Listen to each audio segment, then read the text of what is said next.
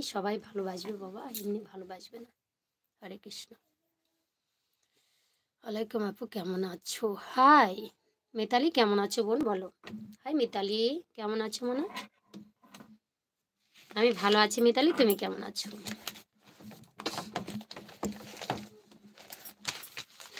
সকালবেলা উঠলাম ঘুম থেকে, নারীদের কর্তব্য আছে কিছু। নারীদের কেমন কর্তব্য, আমার পিতামাতা আমার মা কেমন শিখিয়েছে, সকালবেলা উঠবি, আমরা শিশুকাল থেকে দেখে আসছি। বাড়ির যারা গুরুজন ব্যক্তি, মা বিশেষ করে ঠাকুমা, সকালবেলা উঠেছে, ঘুম থেকে উঠেই হাতে আগে ছড়ো, গোবর গুলেছেন, এখন গোবরের বালাই নেই, যাই হোক দরজাটাতে তো আমরা নুরা নেথা দিতে পারি। ঘুম থেকে উঠেই নারীরা কি করবে, আগে ছড়ো দেবে, চুলটা যেন খোলা না থাকে। চুল খুলে কখন আমরা ছড়ো দেই, যখন আমরা মৃত ব্যক্তিকে শ্মশানে নিয়ে যাই।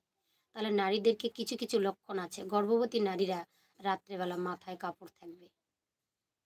গর্ভবতী নারীদের অনেক বারণ আছে, মোবাইল দেখা নিষেধ, এটা খোঁচানো নিষেধ, যার তার সাথে ঝগড়া করা নিষেধ, অনেক কিছু ব্যাপার আছে।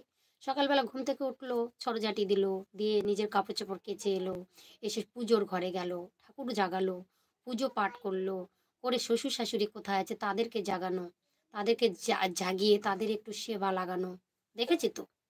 এগুলো দেখেই তো শিক্ষা হয়। আমি যেমনটি চলাচলি করব, তেমনি আমার সন্তানরাও শিখবে। গুছিয়ে গাছিয়ে নেওয়াটাই নারীদের কর্তব্য। আমাদের কর্তব্য শুধু গোগ্রাসে গিলবো, মানুষের সঙ্গে যাই কাচারি বসবো, শ্বশুর শাশুড়ি নিষেধ করবে তার জন্য ঝগড়া করব, তবে স্বামী এসে ধুমধাম করে মার দিবে, বাপের বাড়ি চলে আসবো, এগুলো নয়, এগুলো নয়। নারীদের, নারী জাতি, নারী হলো চারি জাতি। ভগবান বলেছেন নারী হলো চারি জাতি, হস্তিনী, পদ্মিনী, শাঙ্কিনী আর রাক্ষসিনী। এসব নারীর দেখলে বোঝা যায় কি কেমন।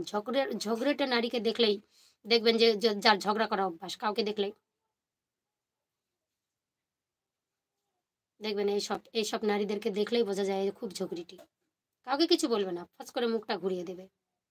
হস্তিনী নারী কেমন, যাচ্ছে ধরাম্য করে গিয়ে পড়ে গেল, ঝট করে একটা হাঁড়ি ভেঙে দিল, ঝট করে কাপড়টা খোঁচ লাগে ছিঁড়ে দিল, এগুলো হস্তিনী নারীর চলন। শাঙ্কি নারী খা খা খা খা খা খা খা খা সারাদিন চিৎকার করবে। পদ্মিনী নারী কি, সকালবেলা ঘুম থেকে উঠবে, ওই যে শিষ্টাচারী হবে, সংস্কারী হবে, শিষ্টাচারী, ধর্মপরায়ণ হবে, সংসারকে ভালোবাসবে। এটাই হচ্ছে পদ্মিনী নারীর ধর্ম। লক্ষণ, লক্ষণ দেখলে বোঝা যায়। কোনো কোনো নারী আছে দেখবেন সন্ধ্যাবেলা গাঁ গাঁ করে খাচ্ছে, নাক ডাকে ঘুমাচ্ছে, নারীরা নাক ডাকে, সেসব মেয়েরা হচ্ছে হস্তিনী নারী, রাক্ষসিনী নারী। জানেন নারীদের যদি নাকের নিঃশ্বাসটা স্বামীর গায়ে পড়ে, স্বামীর 2 তোলা রক্ত শুকিয়ে যায়, স্বামীর আয়ুটা কমে যায়, জানা আছে? দেখবেন যারা হরিভক্ত, হরিচাঁদ গুরুচাঁদের শিষ্য যারা, তারা নাকের মধ্যে নারীদের নলদ পড়ায়, এখানে নাক ছিদ্র করে নিচে, স্বামীকে যেন সরাসরি নিঃশ্বাসটা না লাগে। আর আমরা কি করি, লাথি ঘুড়ি ঝাঁটা, স্বামীর গায়ের উপর পা না দিলে ঘুমিয়ে আসে না। সকালবেলা তার জন্য কর্তব্য আছে, ঘুম থেকে উঠে গায়ে পায়ে লাথি লাগতেই পারে, ঘুম থেকে উঠে চরণ দুটো ধরে প্রণাম করা। স্বামীকে, ওই বিছানার মধ্যে শুয়ে আছে স্বামী, তখন প্রণাম করা নয়, শুয়ে থাকা অবস্থায় যদি আমরা প্রণাম করি তাহলে মৃতদেহকে প্রণাম করা হয়, জানা আছে? এগুলো জানতে হবে বাবা, শুধু ভিডিও দেখবো আর করলে হবে না। কিছু কিছু তত্ত্ব আছে আমাদের, যেগুলো জানলে আমাদের উপকার হবে। স্বামীকে জাগিয়ে নেন, গো ওঠো, শুয়ে থাকুক ছেলে মানুষ, উঠে শুধু প্রণামটা নিয়ে আশীর্বাদ করবে, তুমি নেমে যাও। বসুমাতাকে প্রণাম করা, নাকের নিঃশ্বাসটা দেখে মাটিতে পা ফেলা, কোন নিঃশ্বাসটা চলছে আমার, দক্ষিণ নিঃশ্বাস না বাম নিঃশ্বাস। নারীদের যদি বাম নিঃশ্বাস চলে যদি ঘুম থেকে ওঠে, তাহলে কিন্তু সারাদিন কষ্ট যাবে, সারাদিন চোখের জল যাবে। নারীরা যদি ডান নিঃশ্বাসটা ফেলে, যদি ডান হাতটা আর ডান পাটা যদি খাট থেকে চৌকি থেকে নামিয়ে যদি যাত্রা শুরু করে, তাহলে সারাদিন ভালো যাবে, লক্ষ্য করে দেখবেন। আর পুরুষদের যদি ডান নিঃশ্বাস চলাকালীন বিছানা থেকে নামে, তাহলে দেখবেন অকল্যাণ হবে। বাম নিঃশ্বাসটা চলবে যখন, তখন পদার্পণ করবে মাটিতে, দেখবেন কত উপকার হয়।